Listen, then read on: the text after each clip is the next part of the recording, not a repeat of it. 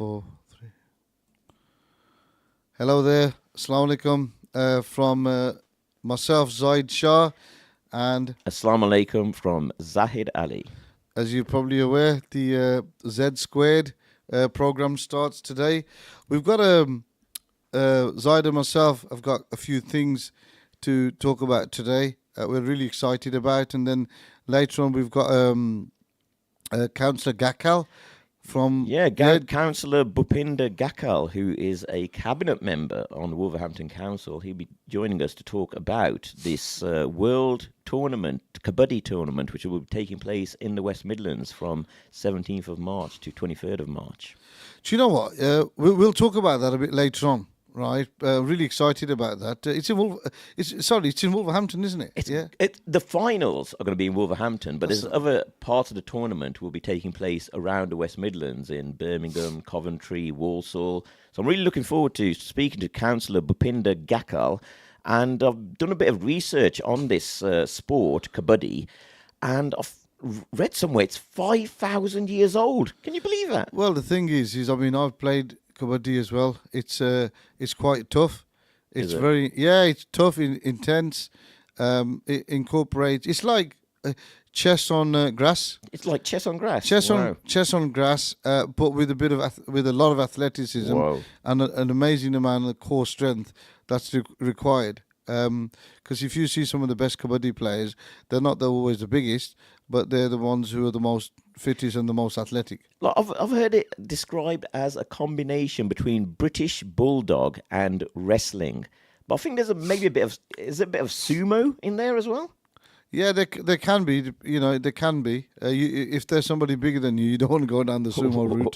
Yeah, it's a bit like British Bulldog. British Bulldog. Where you're touching somebody or whatever and trying to get past your sort of back to base. Back to base. Yeah, that's it. I mean, I think Councillor Gakal. We don't want to spoil his thunder. Yes, we'll wait for Councillor Gakal to join us. So what I was going to say is, Zaid, massive football fans. Yes.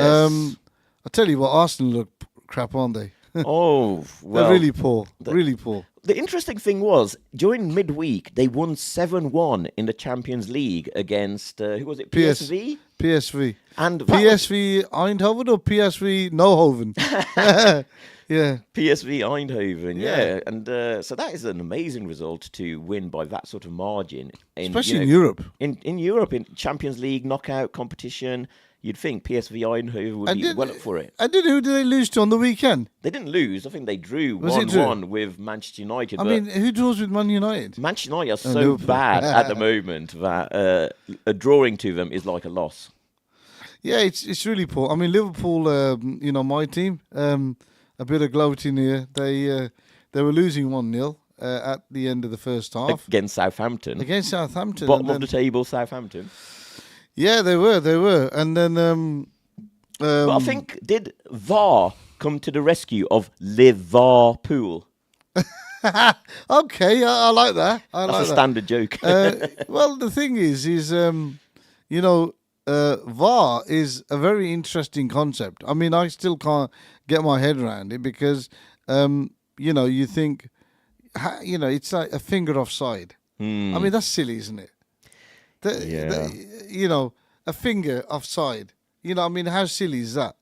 I don't like seeing goals ruled out for minor technicalities. I'd like to see the game just flow. I mean, they've brought in this semi-autonomous VAR now, which is meant to cut down the time for decision making. But I'm not sure it's going to be really effective on in the chaos of a football match where there's lots of sort of moving parts and all this sort of stuff.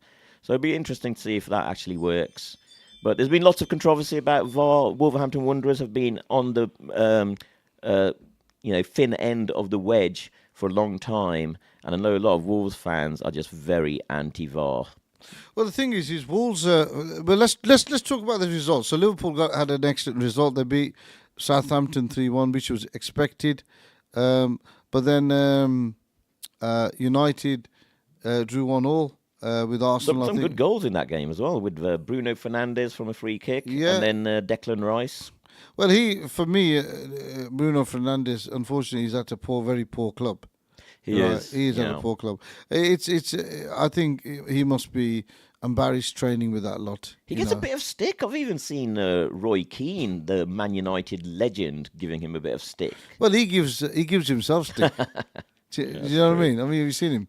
You know, if he's in the mirror, he'll give himself some stick. He's just a hard character. But let's talk about the results. So, City lost to Forest. That was incredible. Our former manager from Wolverhampton Wanderers, Nuno Espirito Santo, now And there's a reason why I wanted to talk about that result, because that guy, Nuno, as you know, he's a friend of my brother's as well, Faz. Whoa. You know all the Well, high-profile people. Faz, yeah, my younger brother, he's very close with Nuno, and I'm telling you, I was really disappointed when he left Wolves.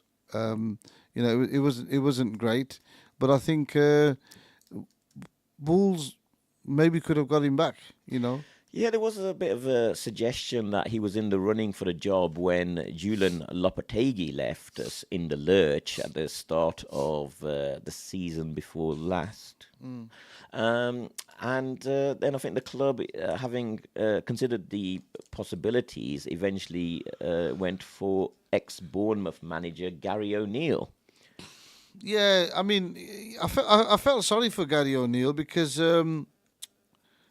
he just run out of ideas, didn't he? I think partly it was running out of ideas, but also he had a very harsh sort of record with injuries affecting the team while he was in charge. I remember in the quarter-final of the FA Cup last year, we were playing Coventry, and we had an entire forward line out of action due to injury. No Matheus Cunha, no Pedro Neto. Well, that clown's out completely now, isn't he? Yeah. I mean, you needed him, didn't you? Especially on Saturday against Everton. Well, I mean, a lot of people Were you there? I didn't make it because unfortunately the game clashed with Isha prayers. Yeah. So I was attending Isha prayers rather than attending Molineux. But yeah, Wolves managed to get a decent result against Everton, who've been on a very good run of form. Well, that's it. Because originally, when I looked at the game, I thought Wolves are going to be in trouble here. They're probably going to get absolutely stuffed. You know, 3 or 4-1 or 3 or 4-0. But considering you know Cunha's not playing, they did quite well. I mean, they played some decent football. Yeah, What's his new manager's name again? Vitor Pereira. Yeah, this Pereira. He seems okay, doesn't he? He's managed a lot of clubs. I think he's managed years, having started at in Porto. He won 2 championships in the Portuguese league, which is quite a decent standard. But then he has had a career all around the world. I think he's managed in countries such as Japan, China, Greece. So he's been all over the shop. He's Saudi Arabia. He managed in Saudi Arabia as well, Al Shabab. And he came from Al Shabab to manage Wolverhampton Wanderers. Was he working there? Yeah, he was managing Al Shabab. Oh, he was. So he wasn't sacked. He was working there, and then they approached Yeah, Al him. Shabab gave him permission to talk to Wolverhampton Wanderers. He was doing perfectly fine there. But his ambition has always been to work in the Premier League because it's seen as one of the top leagues in the whole world.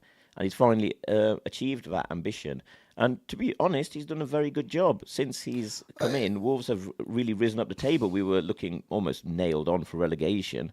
And now we're 6 points clear of the final relegation place. So what's he done? That's you know, I mean, I don't understand what's he done that's been so different that Gary O'Neill can do. I think he's instilled confidence into the players. I think there was a feeling amongst the Wolves supporters that Gary O'Neill almost seemed to talk down our players and our squad.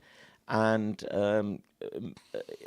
Vitor has actually instilled confidence into the team. He's played players in their own positions where they're more comfortable rather than playing them out of position. In terms of style of play, we've gone back to 3 central defenders at the back rather than trying to play a 4 at the back, which is quite hard for the players that we had, players like Toti Gomez and Santi Bueno.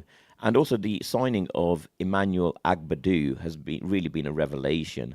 There are so many people who are just saying that Agbadou is potential player of the season candidate. People are saying he plays very similar to Virgil van Dijk, and we all know that Virgil van Dijk has been an absolute star performer for Liverpool. So you're basically telling me that this Agbadou could potentially be going to Liverpool?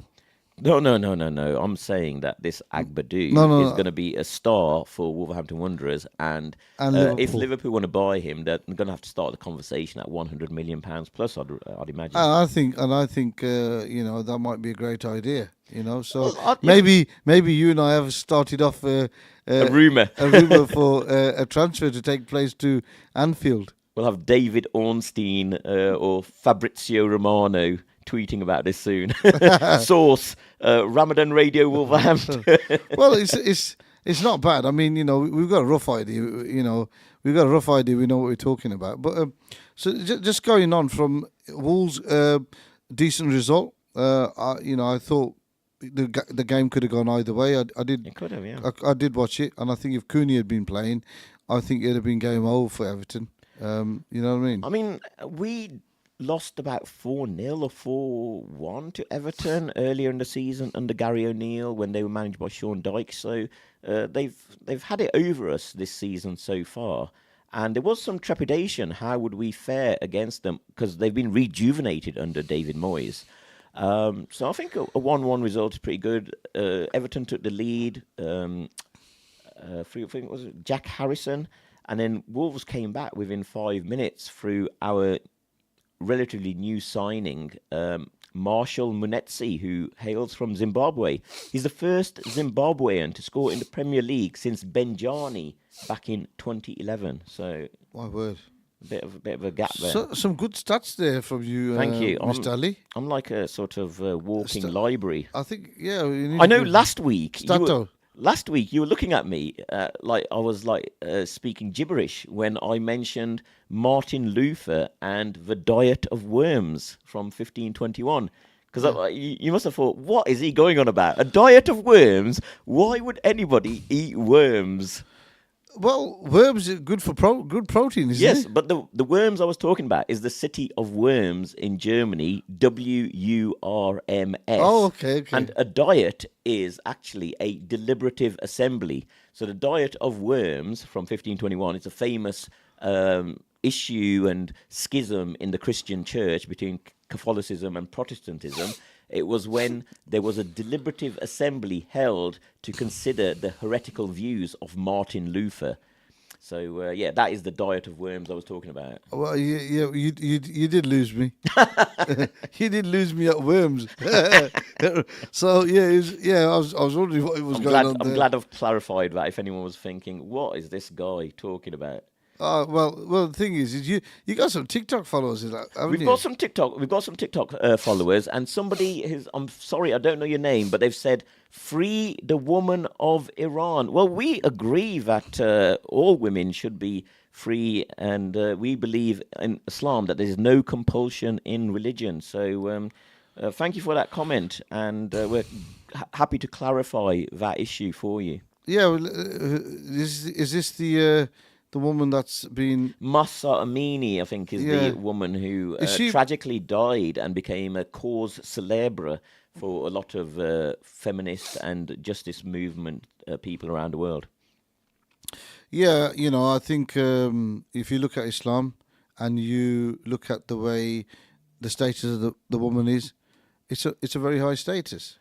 I have to say, one of the encouraging things about Ramadan Radio Wolverhampton is how many female presenters there are, sisters who are really leading shows and really speaking in a very confident, articulate manner about so many different issues which affect the Muslim community. So, fair play to them. Yeah, definitely. Yeah, I agree with you. And I think Radio Ramadan Wolves, it has been, a platform. And I will say platform. I'm not just going to say radio station, but a very positive platform for, an opportunity for our ladies, our sisters to present and show their skills. And I tell you what, they're very talented, aren't they? Shout out to the sisters. Yeah, respect. Yeah. Doff our cap to them, and long may it continue. And I think me and Zaid are looking for an opportunity to get onto Loose Sisters here, I think. Yeah. That is one of the I was- top rating programs. It is. It is. I mean, you know, your sister Alvina, she's phenomenal, isn't she? I mean, to be fair with you, I think she's got to. We've got to give her some credit here. She's got people like, you know, us two off the streets and Yeah. us doing. I mean, who'd give us an opportunity to work on a Bit of radio nepotism. Bit of nepotism. but then you know she's very experienced herself, and then she's allowed the sisters from the community to come in, and not just sisters. You know, some of our young girls as well. Yeah, I mean, Yeah. the teen talk show was very interesting to listen to. I only managed to catch a few minutes of it, but yeah, it's great to see young people from our community actually stepping up and presenting radio programs. I mean, that is an amazing experience for them, and it wasn't something that was available to us when we were their age. If it had been, I think you and I would have been involved. I definitely would have been involved. I don't know. I was a bit of a shrinking wallflower back in my youth. I wasn't. But Do you remember when I don't know if you're aware, but me and there's a guy called Anwar Malik. oh yes, We used to do the speeches. oh yes, I remember. Yes, Yeah, you know, Anwar could, you know, he could have his days, couldn't he? But yeah, I mean, very articulate people, and I think it was those sort of, if you don't mind me saying, elders who actually led us to aspire to being similar in terms of getting involved in our community activities, getting involved with the local masjid, and you know, speaking up and out. yeah, definitely, and you know, a big shout out to people like Zaid Pervez. You know, got good role models for us guys when we were at the UK Islamic Mission in our younger days. You know, giving us the opportunities to express ourselves. In terms of radio role models, I know this ages me, but I don't know who your radio presenter role models are. Back in the day, I remember Myatt and Perry on Beacon Radio. Do you remember them? Do you know what I do? But I think for me, I don't listen to music Right, okay. anymore, but I used to. Okay. Big time. I mean, I gave it up about 6 months ago. I mean, if anybody wants to, You're just nasheeds now. no. Do you know what I don't listen to anything now. Right. Just 6 months ago, am I allowed to talk about this? Yeah, if we've got time. We got plenty of time. So, you know, but what was it? Is it Tony? Let me say who my what was his name? Tony Blackburn and people like that. Ooh, Tony Blackburn, yeah. Yeah. So listening to Steve Wright. Steve Wright. Yeah. So these are the people that I used to listen to, because Radio One, if you remember back in the day, was the main radio. And I don't know if you remember this, but on a Sunday, you'd be the top 40 songs that used to be played, and I used to listen to the music, All right. and I'd have my tape. Do you remember the tape cassettes? I don't Oh, think yes. some That of is- these that is youngsters really- are probably listening. They've got no idea what's going on. I tell you, I'd have the cassette player in there, and I'd be recording, you know, the songs, so I could put them in my, what do you call it? The Were there a lot of nasheeds in the top 40? there wasn't, but there wasn't. But I tell you what, you know, you talk about nasheeds. We will talk about that. But let me. Can I come back to the music bit? Okay. Yeah, there was a very saintly man, you know, a good few hundred years ago, called Bishan Hafi. Okay, I've not heard of his name. Now, Bishan Hafi was called the guy who never wore his slippers. And actually, what happened was there was a Imam Musa Kazim al-Islam, Right. was walking past a house where loud music was being played, Okay. right? And Bishan Hafi's wife was, you know, at the front cleaning up or whatever, and Musa Kazim said, is this a house of a free man or a slave? And she said, it's a house of a free man. He said, like a guest, you know, with the music being plastered, and walked off. So she went in, and Bishan Hafi said, you're talking to somebody. And she said, yeah, it was a guy, described him, you know, a handsome looking guy, blah, blah, blah. And he asked me, what did he ask you? He said, is this a house of a free man or a slave? I said, what did you say? She said, I said, it's a house of a free man. So, what did he say? He said, he guessed because there was music being played. So he realized who it was. Right. And without his slippers, he went running after, found the Imam of the time, Imam Musa Kazim al-Islam, and said, I didn't realize, you know, when people used to say, oh, don't listen to music, it's haram. right? I never understood what it meant until today. You know, when you said, "Are you a free man or a slave?" Slave meaning slave of Allah. And if you were a slave of Allah subhanahu wa Ah, ta'ala, you wouldn't be listening to music. very interesting And I point. heard this 6 months ago, and then after that, that was it. I just stopped listening to music. I thought, even though I do miss it sometimes, I'm not gonna lie. It's like when you stop smoking, you do miss it, you know. But you know, it's been a little while now, Yeah. and I don't play music, and even the family they'll be shocked. You don't play music? No, Yeah, I yeah. don't. And that's it, really. Wow. So that's quite interesting for your background with this particular issue. You've changed you I feel better for it though. for the better. Yeah. Yeah, I do, I do. But I think your, you know, what you mentioned, nasheeds, and why not? You know, Qwalis and nasheeds. I mean, I don't even listen to nasheeds or Qwalis, but I wouldn't mind, you know, if that was on, you know, and it's complimenting the Master of the Worlds and the best of creations, as Muhammad Musa sallallahu alaihi wasallam. You know, why not? You know, why not listen to it? Yeah, absolutely. Are you? Do you listen to music? I'm not a big fan. I've never been a big fan of music. Not got very good taste in music, I think, either. So yeah, I don't listen to it much. Well, you know, everybody to themselves. But I tell you what, the young generation now. I mean, some of the people that they're listening to. I mean, you know, I It's all can't. noise nowadays. It is. But like I said before, I stopped. You know, a good few months ago. You know, the youngsters in my family, they'd be listening to people like Stormzy and stuff like that. All right, yeah. Which, to be fair with you, when I did listen to that kind of music, rap, it's rap, isn't it? Yeah, I think so. yeah, it is. It was okay. It wasn't. You Was know, it drill? I don't know. What it could have I been. don't know the difference. Well, If I someone knows the difference, I call think in. I think it's rap. You know, I think it's rap. I mean, you know, I know what my dad would have said about rap. You The know, silent C. yeah, that's what he would have said. But yeah, so just coming back to what you were saying earlier on, listen to nasheeds and things like that. That's okay. You know. Yeah, I've not heard any major scholarly opinions on it. It's not something that's really been a focus for me personally. Yeah, I've not really read any considered opinions on it. I think for me, I think you know, we're talking about something different when you look at music. It's I've noticed that with music, when you listen to it, you start bobbing and weaving. Right. Yeah, So I mean, you can see why it might like speak to someone's soul, and that is why they sort of move. But then it can, because it can connect with you in that manner, it can make you forget your, you know, prayers or your of course. manners and etiquette and things like that. Lose your inhibitions. So I think that is why, although there may be some benefit in it, overall the vices outweigh those benefits, and that is why it's seen as being distasteful or something which is not to be encouraged. And to be fair with you, Zaid, you know, some of the lyrics nowadays, when you listen to, I mean, I'll give you an example. If you, I don't know if you remember an artist called Luther Vandross.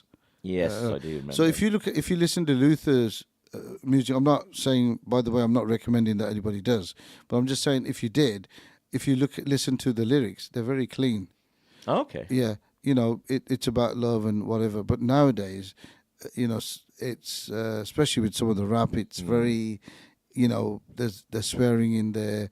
You know, there's gangstery stuff going on and that kind of thing. Do you know what I I mean? mean, in our tradition, we have had poets and people like that, like Rumi, for example, and he was quite a celebrated poet, and a lot of his poetry was love poetry, but about how much he loved Allah Subhanahu wa Taala or the Prophet, the peace be Prophet upon him. Muhammad Sallallahu Alaihi Wasallam. So, Just before we finish on this, have you heard of there's a Azad Kashmiri type religious type of poetry?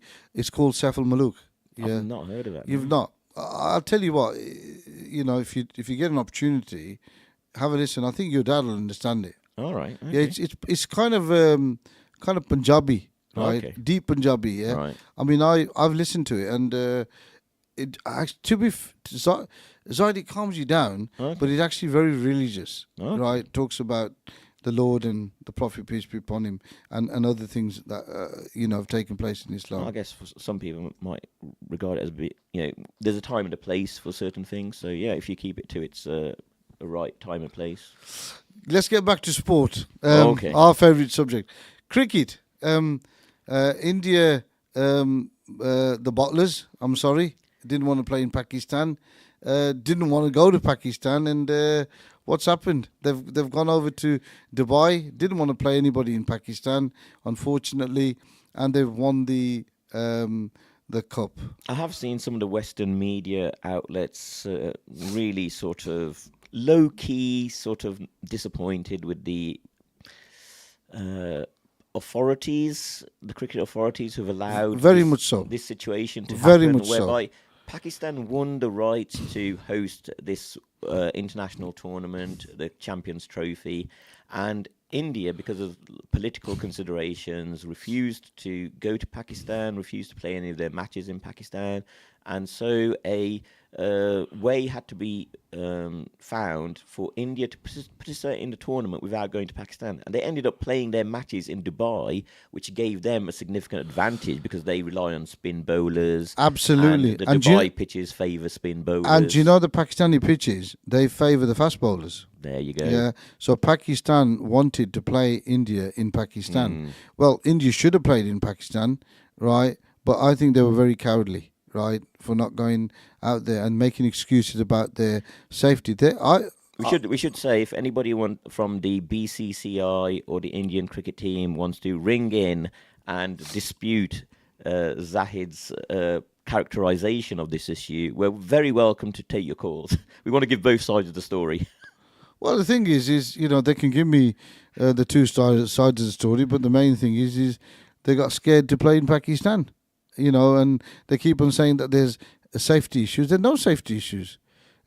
Pakistan's perfectly safe. I went there last year and I heard all this stuff about, when you go out there, blah, blah, blah, blee, blee, blee. You go out there, it's a beautiful country, beautiful people, and the Indian team would have been welcomed. The last time India went out there, they played the Test series, they won the Test series, and there's been a show which I watched on Netflix, which showed how much love the Pakistani public had for the Indian team. Yeah. And what are your thoughts? I mean, am I being a bit harsh here? Well, I agree. As I said, I think some of the Western media who've covered this have expressed their disappointment with the way the cricket authorities have dealt with this. Obviously, the BCCI and the Indian cricket authorities, they have a lot of economic power behind them because Massively. cricket is such a loved sport amongst the Indian community, and especially the billionaire class who finance much of the sport in India. And so they have a lot of sway in the world governing body. And so they get allowed to make these sort of political moves and tactical moves to, support their own team.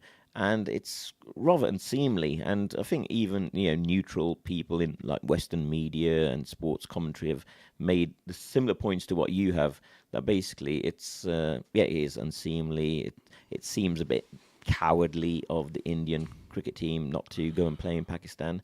But these things are outside above our pay grade, as they say. But wait there, if it was the other way around, the Pakistanis would have gone over. I'm sure the Pakistanis, and indeed, I think there's a women's tournament about to take place in India, and the Pakistan women's team will go and play in India. So there's no reciprocal sort of to and fro going from. I don't think the Pakistani women should go. These women, they've probably worked their whole lives to get to this position where they go and play in an international tournament. So it's a bit hard to deny them that opportunity. Agree with you, but a stance is a stance. If the Indian cricket team can say, "Oh, we've got all this power because we're, the Indian Cricket Board, right, whatever they're called," and it's BCCI, isn't it? Yeah. And we're not going to go to Pakistan because of safety. It wasn't safety. They know it was safe, right? they didn't go out there because they knew they'd lose. There's been some controversy actually on a similar point about politics and sport about the England cricket team going to play Afghanistan because a lot of English sports writers and commentators are saying, why are you going to go play against Afghanistan when they're currently ruled by a regime which is stopping women from playing cricket and things like that? And so you should take an ethical stance and not go and play the Afghanistan cricket team. Well, as Zaid has just said, this is happening in Afghanistan, and the England cricket board, or the ECB, as they are called, are trying to put a stance on this. Well, if there's anybody from the Taliban who wants to ring in, and We will take your calls. we'll take your call, and we can put everything to rest. We'd like to know why the Taliban are not allowing the Women, Afghanistani yeah. women's team to come forward. And I'll tell you something. I've seen some of the Afghani sisters playing cricket. They're really good players. I mean, I played the game as a pro. These girls are good. Seriously, they can play, right? So, as so can the Afghanistani men's team. They're a good side as well. So, if there's anybody out there who can ring in and explain to Z Squared why this is happening, we'd be more than happy to listen. This is why we are called the Unfiltered and Uncensored Show. We will tackle these really radical, extreme topics. I think we might not be on a show next week. Well, it's been nice knowing you, everybody. Hey, nice knowing you, everybody, and we'll probably We got cancelled. yeah. Hopefully not. But yeah, I mean, India won it. No sour grapes. Congratulations to him. But I think there were hardly any Black Caps fans in the crowd in Dubai, were there? yeah, well, So it was a bit biased and unfair playing field, really. well, it was, and I think you give it to New Zealand, they still took it very close, right? And For a small country, they really do punch above their weight in so many sports: rugby, cricket. Fair play to them. and also I think it was a toss game, and India won the toss and decided to bat. They're good tossers, apparently. Yeah, well, there you are. They're good at tosses. Right, okay. What are we going to talk about now? Come on, I'm going to put this over to you. You had some interesting topics. So I'm just looking down the list. So in politics, there's been this big fallout within the Reform UK party. Have you heard about this? Yeah, go on. So briefly, there's two major personalities within the five MP Reform Party. There's Nigel Farage, who's been involved with UKIP and Reform for a long time. He's a well-known personality, and he's sort of the acknowledged leader of the Reform Party. He's actually owns the Reform business, which is registered at Companies House. So he has a lot of power within Reform. But recently, Elon Musk commented that he felt that Nigel Farage was not the right person to lead Reform into the next general election. And he has stated that he felt that Rupert Lowe, another one of the Reform MPs, should actually take over the leadership. Now, this has caused consternation within Reform, and it has now come to light that Reform are taking action against their own MP. They've withdrawn the whip from Rupert Lowe, and he is being... I mean, we have to be careful here because this is all legal issues which are currently being, I think, considered by the relevant authorities. But he has been alleged that he has been involved in bullying, so workplace bullying within Reform Party. There's been suggestions that he is... physically threatened the Muslim chairman of Reform, Zia Yusuf, and also suggestions of misbehaviour with some female members of his own staff. So, Is that Mr. Farage? No. Rupert Lowe has been has had the whip withdrawn from him within the Reform Party. Yeah. He's now sitting as an independent in the House of Commons. And apparently Reform have also referred some of these complaints to the police as well. So serious issues at play within Reform. But it's really making the headlines at the moment. Well, well, the thing is I mean, I'm glad you mentioned this because I, as you know, I've been in politics yourself as well. I am a bit baffled with reform. And what is their stance? I don't get it because I did try. Can I be very frank? I did try to contact to find out what the state of play was, but they're not really happy to even to get back to us. Oh, really? Do you have some local reform contacts who No. know the inner workings of reform? Well, do you know that there's a reform councillor in No. Bilston? Yeah, In Wolverhampton? in Wolverhampton. In Wolverhampton. Shocking. Yeah. I always thought of them as a bit of a fringe outfit. And quite shocking. Listen, this seat has been a Labour Party council seat for 40, 50, 60 years, and the reform candidate has come in, and she's won the by-election, and she's now a councillor at Wolverhampton City Council. Wow, that is interesting And do news. you know who helped to get there? Go on, tell me. You seem to know the inner workings of Councillor Celia Hibbert did her campaign. Now, as you're probably aware, Councillor Hibbert is currently sitting as an independent. I'm shocked because she came to power in Penn Ward under the Labour ticket, and now she's having these dealings with reform. This is shocking news to me, and I'm sure shocking news to people who voted for Councillor Hibbert. Well, Councillor Hibbert, she's a very ambitious councillor. She works really hard in her ward. She was Labour Party, and I think she had ambitions, and those ambitions were stopped. By the Labour hierarchy. Yeah, the Labour hierarchy, because she's quite not. I was going to say aggressive, but I think that's unfair. I think she's Assertive. She's assertive. I was going to say very assertive, which is a stupid way of saying it. But she's assertive, and I don't think the Labour Party hierarchy in Wolverhampton have got a clue on how to deal with assertive females, right?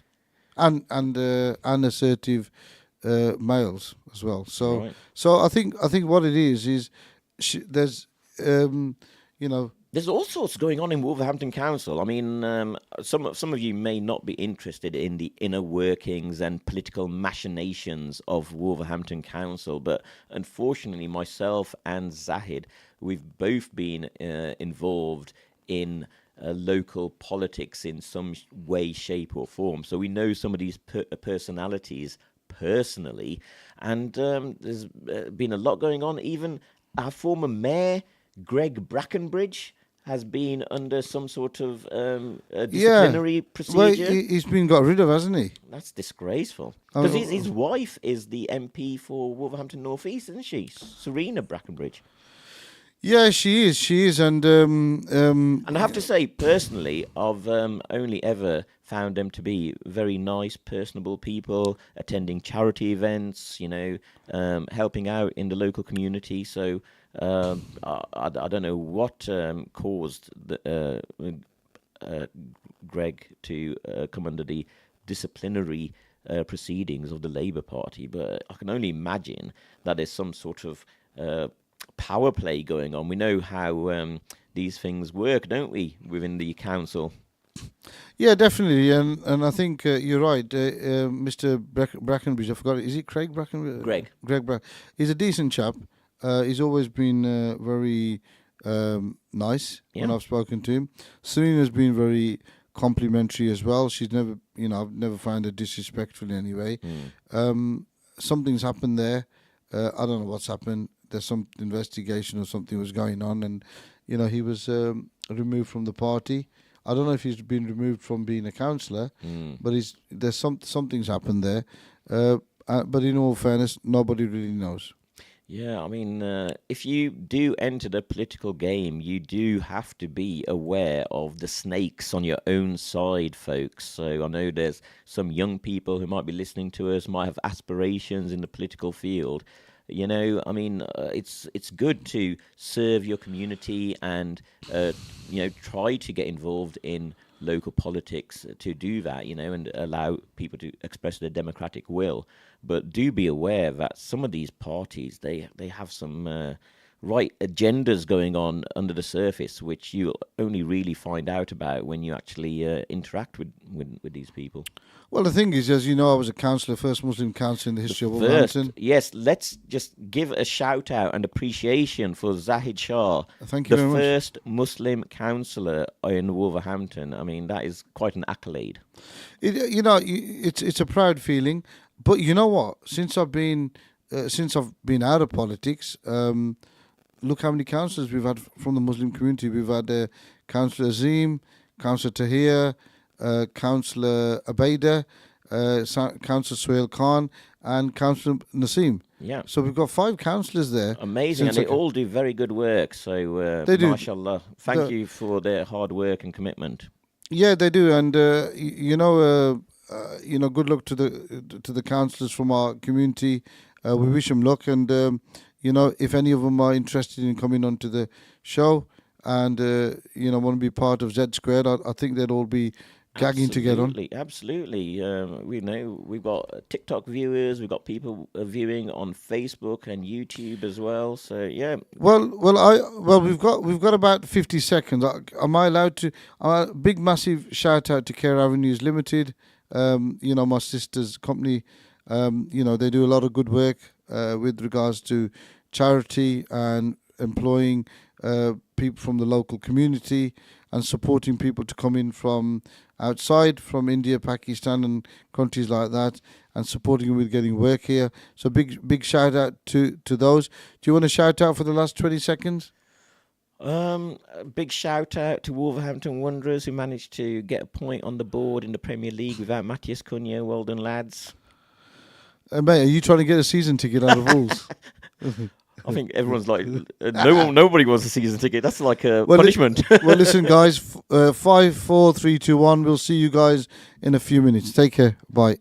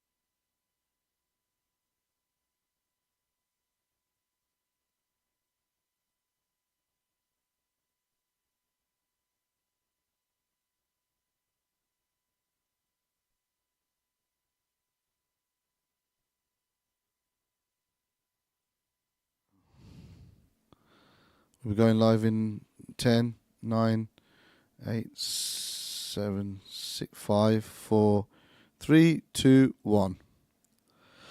Hello there, Assalamu alaikum. Back to the best show on Ramadan Radio Wolves. Back again, these- as troops from AFTV D fame used to squared. say. Yeah, Zaid, Shah, and Zahid Ali. Assalamu alaikum. Walaikum Assalam. Zaid, I tell you what, I'm on the way out. I think I'm gonna have to hijack their top. Oh, my I Wolverhampton love it. Wanderers. Yeah, I Saki. did. I did. I actually made an effort to talk about that at home. Yeah, Yeah, it's a very nice top. it is It's, a nice top, made by mashallah. Castor, yeah. and it was the Wolves training top from last season. The Is it Gary comfortable? O'Neill season. It's lovely. It's really nice material. Mm. It's it went on sale, so I think there might still be some sale. How much versions you getting it for? So it was originally retailing at about £60, which is Yeah. quite expensive for just a tracksuit top. But I got this for about 30 in the sale. Where from? So Wolverhampton Wanderers Megastore. You can either go into the Megastore, which is part of the North Bank, the Stan Cullis stand, so the stand facing as the car park, or you can buy it online on the wolves.co.uk website. Okay. They change their training tops quite often. I like the Castor. I love the sign. It's Yeah. like angelic wings, isn't it? It is. It looks like an angel's wings, and it does it lifts it, doesn't it? It does. Listen, we were talking about reform. Yes, so it's been in the news recently, a big falling out at the very top of the Reform Party, instigated by Elon Musk, the world's richest man, and someone who donated $300 million to Donald Trump's election campaign. And it's been suggested he might want to donate that sort of money to the Reform Party as well, to try to get them to compete against Labour and the Conservatives in this country. So he's obviously interfering in our politics, which is a bit of a dubious thing to do for a rich person, because it looks like, rich people trying to tell us who we should vote for, which a lot of people, that might put their backs up, and especially seeing as he's not British. But he's instigated this... Well, you say that, and you talk about rich people or powerful people. We're still giving a lot of aid out to places where we shouldn't be giving, should we? Ooh, I know that's a touchy subject for Well, the radio show. We've got to be careful what we say, but Well, again, there has been a falling out in the Labour Party about this. One of the front benchers, Annalise Dodd, she actually left the front bench of the Labour Party over this recent decision by Keir Starmer to increase the military budget, but do so by taking money away from the international aid budget. And a lot of Labour MPs are very against that. And they're speaking out. Some of them are resigning from their jobs because of it. So that is going on in the Labour Party. As we said, within Reform, which is a bit of I think, on the right side of politics. Right in terms of political right, rather than right and wrong. So if you look at this political right, let's just go back over to America now for a second. Trump and what's his name? Zelensky. Zelensky. Yeah, the leader for Ukraine, who can't even be bothered to put a suit on. Yeah, But, shameful, really. Yeah, it's quite embarrassing actually. You're going into a business type meeting and you're dressed with jeans and Look a at me, top. I've come into Wolverhampton Ramadan Radio station, and I've dressed up for the occasion by wearing a Wolverhampton Wanderers tracky top. Well, I'm suited and booted You're suited and booted. as always. But the thing is, he goes in there, and then did you see that Donald Trump just put it on him, didn't he? He said, "You're not getting Well, any." Donald Trump is a consummate showman, isn't he? I mean, He even is. before he He got is. involved in politics, he used to present shows like Miss World. He was the Lord Sugar on the American version of The Apprentice. He was also got a bit part in Home Alone 2 as well. Yeah, So- I remember that when he was in his younger days. Yeah, he Yeah, was so there. he loves the media spotlight, and he even said during that sort of fight that he engaged with, verbal fight with Zelensky, that this will make good TV. So he's well aware of the theatrical, dramatic nature of politics, and he made full use of it in that encounter. But the thing is he said that um, he he didn't want to fund any more uh, weapons. Yeah, he came to power on a sort of manifesto of withdrawing from America's role as the sort of global policeman. He feels that He doesn't America, want to do that, does he? He doesn't want to yeah, be the policeman. yeah, he's demanding that European nations such as Britain and Germany and France Do spend their own more thing. on their military budget, and Yeah. actually, if they want to help Ukraine in its battle against Russia, then he's saying Europe should pay more of that money rather than America. And he's right. Well, you know, Well, no, wait, no, he's not right about Europe, mm, but he said that look, we're not going to do it. He said he's spoken to the leader of Russia. It's just gone out of my head. I'm getting a bit- Putin, Putin, Vladimir Putin. Mr. Putin, and they've had a discussion around a ceasefire or something along the lines of withdrawing troops and things. Mm. Now, Trump seems to have a very good relationship with Putin. From It's the interesting. I don't know whether there's some sort of mesh because of their personality types. Yeah. I doubt whether they share many interests. Don't think Vladimir Putin actually speaks English. But yeah, I think they've both got sort of autocratic leadership styles. Maybe they appreciate that in each other. And I think Trump, rather than being pro-Putin, I think he's just anti-Biden and Kamala Harris Yeah, and but anti-Obama.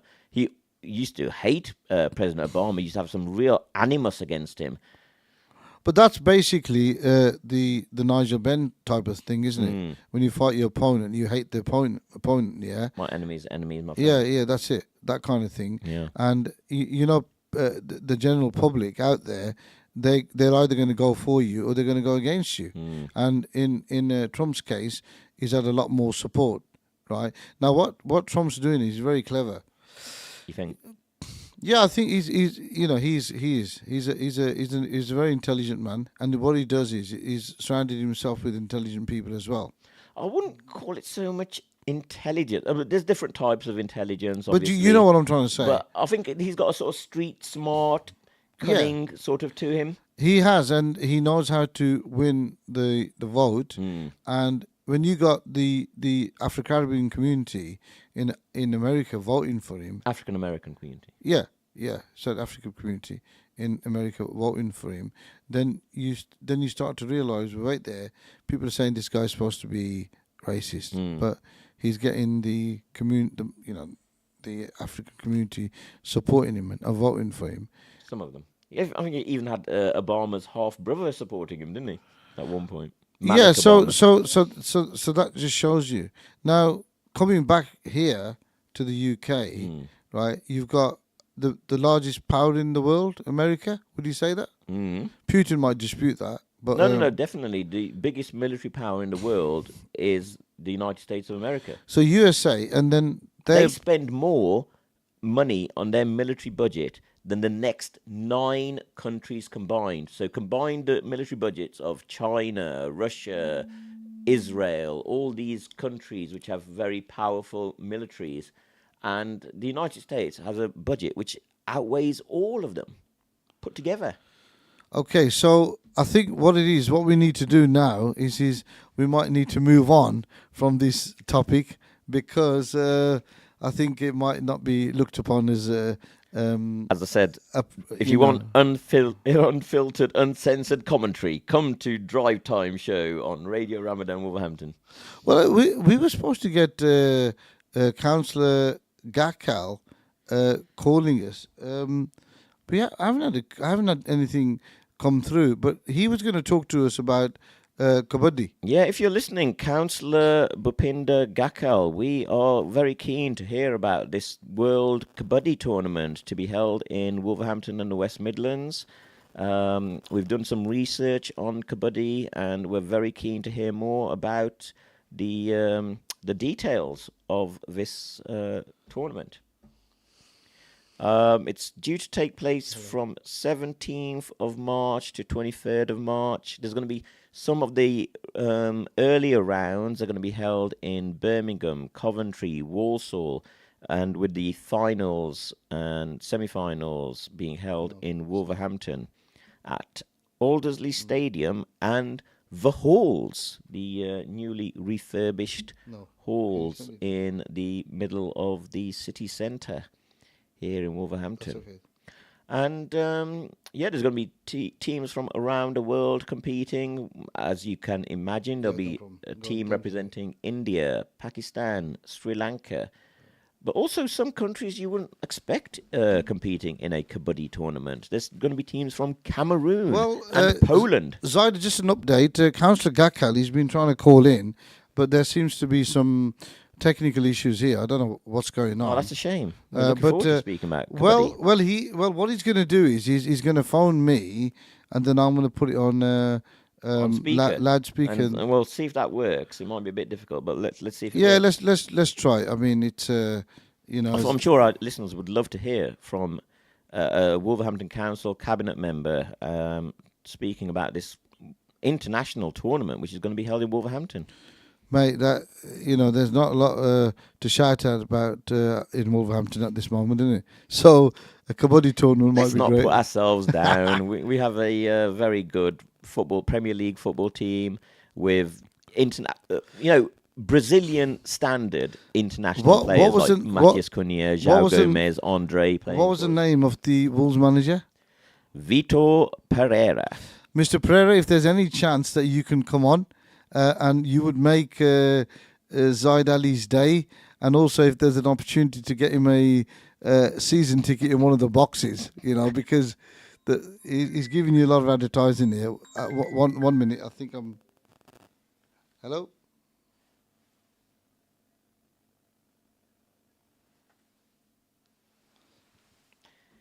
Okay, so we're just taking some calls live at the moment on Ramadan Radio as we try to line up our high-profile speaker for today, Councillor Bhupinder Gakal, who's a cabinet member on Wolverhampton Council, was intimately involved in getting this major international tournament to be held in Wolverhampton.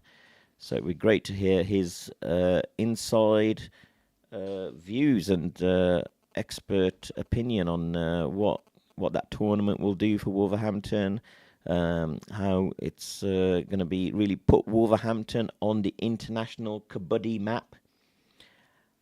So, apparently hundreds of millions of TV viewers in Asia will be watching the competition. Hundreds of millions. That is how popular that sport is, especially in the Indian subcontinent. So, love to hear more about that. And while Zahid tries to get Councillor Bhupinder online, I will just fill you in with... I'm trying to call him. It seems to be... it says it's going to his voicemail. So I don't know what's going on there. So hopefully he'll call me back. I've just sent him a text message to say I'm calling. So hopefully he can call me and then we can get him on air. But you know, kabaddi, just to... put things into perspective, we were discussing this earlier. It's a magnificent sport. It's a combination, for those who are just joining us, some people say, of British Bulldog, that old school classic that we used to play in the schoolyards, and wrestling. So that, for those of you unfamiliar with the sport, that might give you some idea of it. Hello there, Councillor Gakal. How are you? Hello जी साहब जी कितना ठीक है? I'm great, fine, thank you. Can everybody hear him? Yes, I can hear you as Councillor well. Gakal he's got a very prominent voice, so a broad Yorkshire accent. A broad Yorkshire accent and a very good councillor. I've always found Councillor Gakal as very approachable. How are you today? You okay? I'm all right. Now, do you want me to speak in Punjabi or English? It doesn't matter. It doesn't matter what you speak in English, Punjabi. It's okay. But you go for it. But we've kind of been sort of talking a little bit about kabaddi. I love kabaddi myself. The Pakistanis, they've been very good at kabaddi. So and so the Indians. So it's going to be an interesting one. Can you fire away and mix it up a little bit of English here, a little bit of Punjabi? Tell us about what's happening with this Kabaddi tournament. Right, sir. Well, Kabaddi, it's starting. The first game, the actual opening ceremony, begins on the 17th of March at Wolverhampton at Aldersley. Ooh, Brilliant. amazing. We have 2 games in Wolverhampton, the 17th and the 18th. Yeah. And then we move to Birmingham for one of the group stages, which is the 20th of March. Okay. Just going back a bit, on the 19th of March, we have 1 game in Coventry. Okay. And then on the 21st of March, we have a game in Walsall. Okay. Well, Then Saturday, the 22nd of March, we have the semi-final in Aldersley. beautiful. And then on the 23rd of March, which is a Sunday, we have the final, which will be the final of the men's team, and then the final of the women's team, again, Sunday the 23rd of March at Aldersley. Wow. That's tremendous. That's tremendous. Have you been responsible for getting this sorted out? What it is, and ਆਪਣੇ ਜਿੱਦਾਂ ਕਹਿੰਦੇ ਆ ਵੀ Birmingham ਵੀ ਵਿੱਚ ਆ, ਉਹ ਵੀ involved ਆ, ਵਾਰਸਲ ਵੀ ਵਿੱਚ ਆ, ਕੋਵੈਂਟਰੀ ਵੀ ਵਿੱਚ ਇਨਵੋਲਵਡ ਆ, ਤਿੰਨੇ ਕੌਂਸਲਾਂ So it's across West Midlands. Across the West Midlands. Excellent. across the West Midlands, ਬਿਲਕੁਲ. So the majority, I mean, if I can say, the bulk of the games, the meaty games, are going to be here in Wolverhampton. Obviously, we've got 16 teams from the men's side all over the world, and then we've got 8 teams from the women's side all over the world. I couldn't believe. Can you hear me, Councillor Bhupinder? Hanji. Yes. So I did some research on this. I always saw Kabaddi as very much an Indian subcontinent South sport. Asian. South So Asian. you're really breaking up there. Yeah. So I saw this as an Indian subcontinent South Asian sport, but there's going to be teams from Poland and Cameroon competing as well. China, USA, Tanzania. Absolutely, sir. Yes. You got teams from Kenya, Egypt, Sri Lanka, Scotland, Hong Wow. Kong, China, Poland. You're right. A real international tournament, and there's going to be hundreds of millions of people watching on TV in around the world as well. Around the world, sir. I mean, if I'm gonna look into my crystal ball, if we get an India-Pakistan final, Ooh. you're gonna get billions of people watching this across the world, sir. Definitely. Well, who are the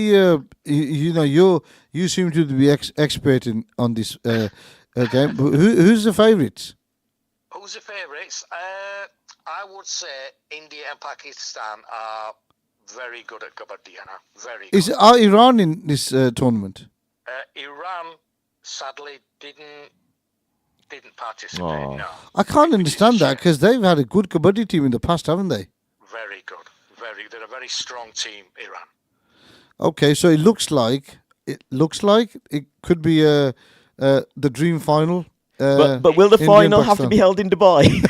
As long as the final's not in Dubai, then we're okay. Well, I'll tell you what, Medana Vera Gardana, we'll hold it at Aldersley. Hey, that's tremendous. Yeah. Brilliant. And everybody's welcome, brother. Everybody's welcome. Is there any charges to go into the stadium? Yes, sir. I'll tell you what, the group stages, Yeah, the opening ceremony, for an adult is £10, that's tremendous. That's really good. and for a child, it's going to be £5. Okay. Okay, now that'll be the price all the way up to the semi-final. So the semi-final, the price then, the adult will be £20 and the child will be £10. And then the actual final itself, that adult is £25 and the child is £12.50. Now when we say child, anybody who's under the age of 17. Okay. Okay, I think Zaid's got a question. I've got a question, sir. Councillor. What time will these events be taking place? Because it's Ramadan, so a lot of people, they're going to be busy around, dinner time, iftar, and so they might not want to go out at that time. What time will these kabaddi matches be taking place? You're absolutely right there, sir. Kabaddi, the opening ceremony, the doors open at 10 a.m. Oh, that's all right. Yeah. and then the ceremonies begin at 11. I think then the first game's at 12 o'clock, Okay, so that's fine.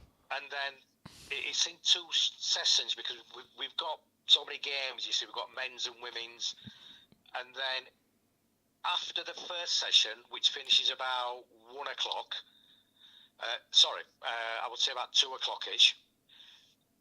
At 3 o'clock, the second session begins, and then that finishes round about 6:30, 7 o'clock.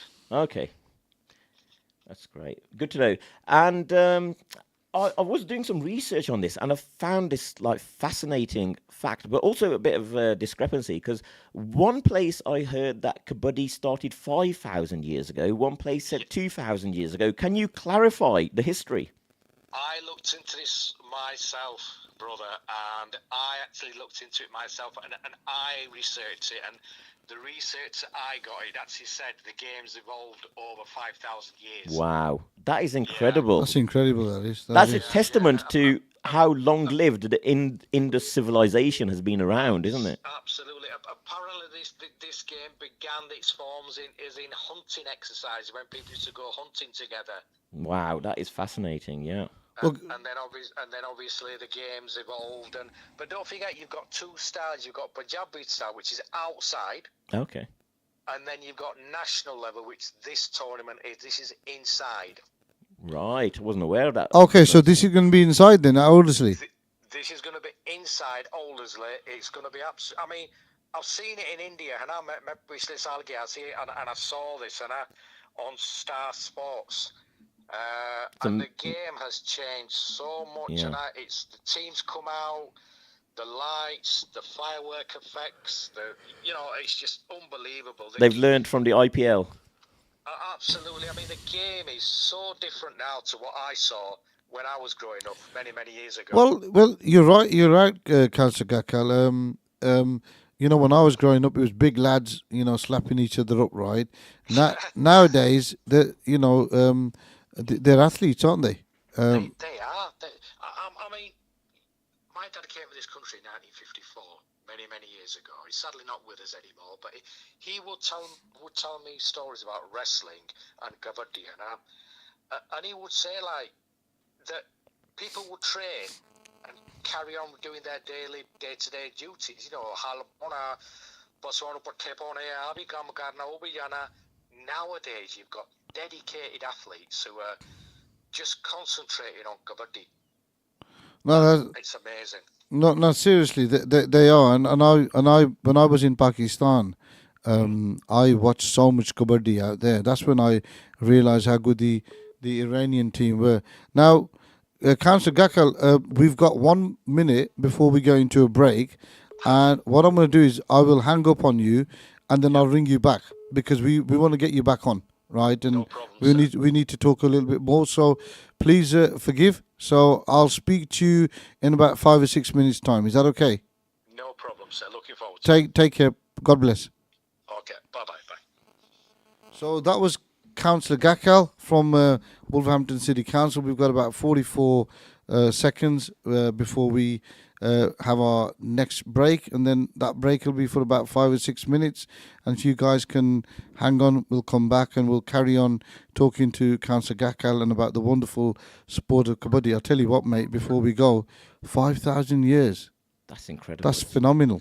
Absolutely phenomenal. I can't get my head around that. That's just amazing, isn't it?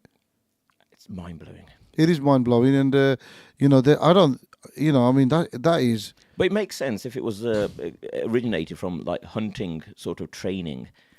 Absolutely. 5, 4, 3, 2, 1. What we'll do is, guys, we'll see you in about 5 minutes.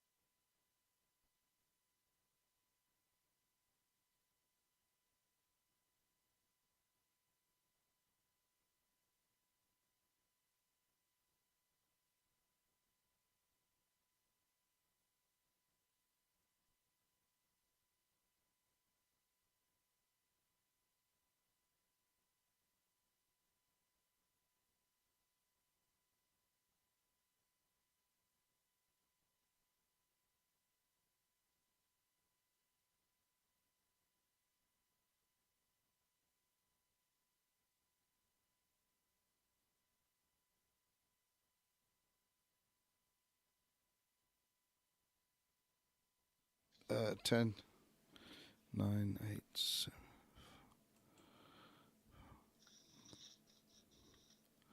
Hello there, guys. It's Z Squared back on, and before we left the show to go on break, I was talking to Councillor Gakel, and he was talking about the Kabaddi tournament, and he's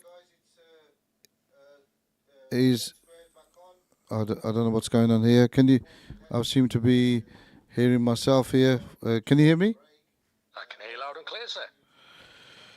Just hold on, Councillor Gakel.